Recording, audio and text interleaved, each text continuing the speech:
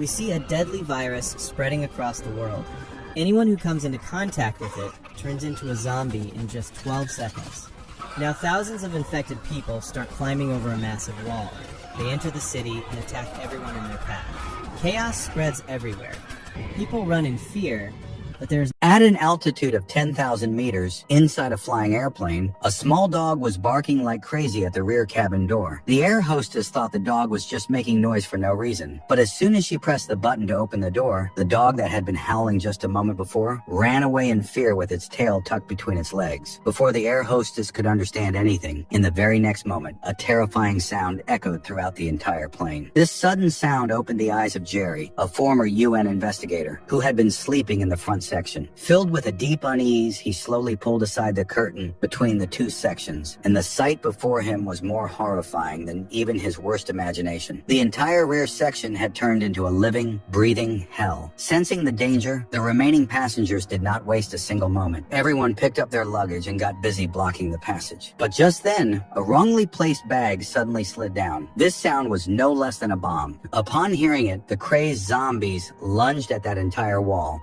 The co-pilot, who was watching all of this from the cockpit, panicked and was just about to unbuckle his belt and get out when the captain stopped him. On the other side, that weak wall of luggage had completely collapsed. As the zombies rushed in, screams echoed throughout that cramped plane. The living people had nowhere to run. In this very last moment, Jerry caught a glimpse of a ray of hope. Setting off a grenade thousands of meters up in a flying plane was an open invitation to one's own death. But staring death in the face, Jerry pulled the grenade pin without any hesitation. Now the question was, would this last gamble work or not? And where did this zombie catastrophe in the sky even come from? Actually, all of this began 3 days earlier on a crowded morning in Philadelphia. At that time, Jerry was stuck in a traffic jam with his family. Military helicopters were passing overhead. Strange news about a spreading disease of mad dogs was coming on the radio. Just then, a soldier smashed the glass of their car and moved ahead. Jerry, a former investigator, began to sense that something was wrong. As soon as he stepped out, a heavy explosion went off from ahead. Before he could understand anything, a soldier came from behind and shouted at him to get back in the car immediately. But just then, an out-of-control heavy truck came like a cannonball and ran over that soldier along with his vehicle. Without stopping, that truck continued to cause destruction throughout the entire traffic jam. Seeing this sight, the alarm bells went off in Jerry's head. He somehow managed to find a way through the traffic jam. But against this kind of destruction, one person's driving skills meant nothing. Collisions were happening one after another, and finally Jerry's car got hit too. All four somehow survived, but the scene on the road was no less than a nightmare. Wherever the eye turned in that running crowd, there were countless infected people. These were not ordinary zombies. Their speed was like that of Bolt. Like mad dogs, they were biting whoever they came across. And in this chaos, Jerry watched with his own eyes as a man got bitten. And within just 12 seconds of being bitten, that man stood up, twisting his arms and legs, who had clearly turned into a zombie. This rate of spread would not only be devastating in any film, but if it happened in the real world too, the wiping out of more than half of humanity's population was certain. This tsunami of zombies was swallowing the entire road. Jerry's family picked up a large abandoned vehicle and somehow killed a zombie, got out of there, and escaped from that nightmare. But trouble was not letting go. While fleeing, Jerry learned that the entire city had been destroyed, and the worst of it was that at this very moment, his older daughter's asthma flared up. They did not even have any medicine for it. He immediately took the car and reached a nearby mart. Time was very short. Both of them took care of one child each and set off in different directions to gather necessary supplies. Just then, Jerry had stepped outside with the medicine when suddenly he heard his younger daughter scream.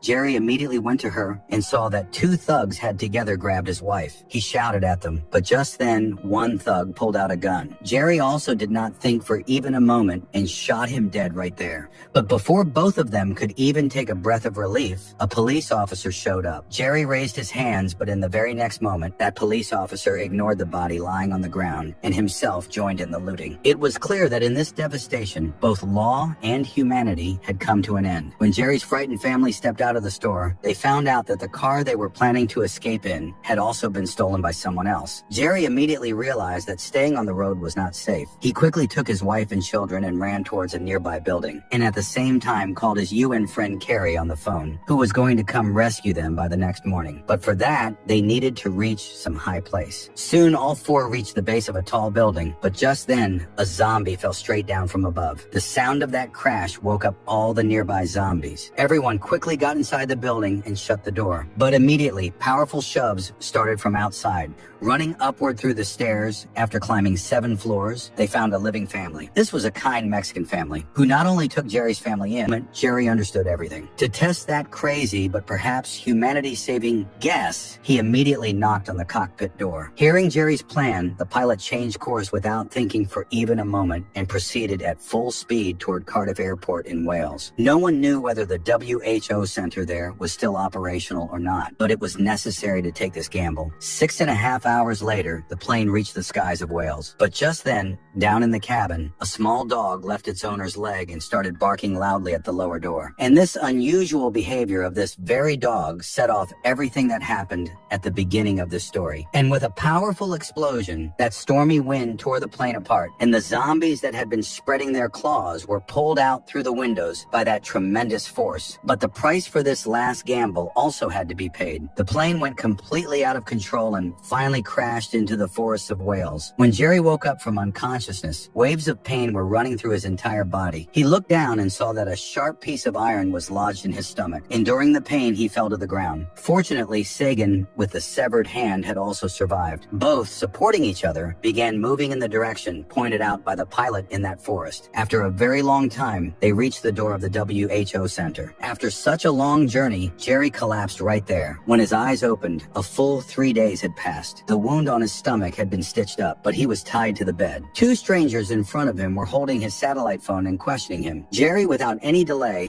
asked them to dial the number of UN officer Terry, but the news that came on the phone made Jerry's blood boil. Because of his disappearance for a very long time, the colonel had assumed that he was dead, and there was no point in keeping the family of someone who could not be of use on the ship. The wife and children had been mercilessly removed from the ship and sent to a refugee camp in the cold of Canada. That was the American way, but to meet them, he had to stay alive first. Swallowing his anger, Jerry pushed that down. After a brief conversation, he was taken inside the building to the main laboratory. There, in front of all the surviving scientists, Jerry laid out his crazy, but perhaps world-saving guess. His belief was that this virus is actually a highly selective predator. It only targets healthy humans. If someone is already suffering from a serious illness, or if there is some deficiency in their body, the virus completely ignores them. And this is the hidden answer that nature has left for humanity. Hearing this, all the scientists in the room began looking at each other's faces. The method of cutting poison with poison seemed theoretically completely correct, but the biggest problem was that they did not have a single working virus sample at that moment. All the dangerous samples were stored in the already destroyed B section, where more than 80 zombies had taken over. This meant that to test that unknown guess, someone would have to go into that place of death, risk their life, and bring back the samples. And once again, Jerry took this task upon himself. Sagan, with a severed hand, and a doctor also went with him. All 3 wrapped their wrists with books and tape, and carrying iron rods and axes in their hands, descended into that well of death. All 3 kept passing like ghosts in front of the zombies' eyes. But at the last turn of the corridor leading to the sample room, the doctor's iron rod accidentally knocked against something. That deafening sound woke up the nearby zombies, and in an instant, they charged toward all 3 of them. In this last moment, Jerry himself decided to stay behind. He began striking the iron rod hard against the stair railing so that all the zombies would be drawn toward him, and Sagan and the doctor would get a clear path. Jerry somehow kept protecting himself with his agility, but over on the other side, zombies had gotten after Sagan and the doctor as well. At that very moment, Jerry entered the sample room. Seeing all the bottles and vials, he packed whatever he could lay his hands on into the box. But when he tried to leave, a zombie was standing outside the glass door, and this was the only way out. Now there was a zombie in front and unknown samples in hand. Jerry saw only one way out, and he decided to inject himself with one of those unknown samples. Before injecting himself, Jerry wrote one final message for his family. Then, without any hesitation, he pushed an entirely unknown medicine straight into his arm. An hour later, Jerry picked up the box of samples, came to the front of the glass door and opened it. The zombie came straight up to his face. It sniffed Jerry and began clicking its teeth. In 2.5 seconds later, the zombie turned away. Jerry had won this gamble too, but it had to be proven as well. Jerry stopped in front of a nearby vending machine and, with complete calmness, took out a cold drink and began drinking it in a relaxed manner. Then he opened opened the machine door and knocked all the cold drinks onto the floor. This noise was enough to wake up all the zombies in the entire building. Now all the zombies in that building were coming toward him. But now for the zombies, it was as if Jerry was not even there, and he walked out through that storm of zombies without a care in the world. As soon as he returned to the laboratory, the scientists immediately gave Jerry an antibiotic, and once again luck was on his side. The sample he had chosen by guesswork was just an ordinary bacterium, no deadly virus. After the important samples were obtained, Jerry and Sagan bid farewell to the WHO Center. 60 hours later, Jerry, having passed through all manner of troubles, went and reunited with his family at the edge of a refugee camp in Canada. And with this, the movie ends here. If you liked the video, please do subscribe.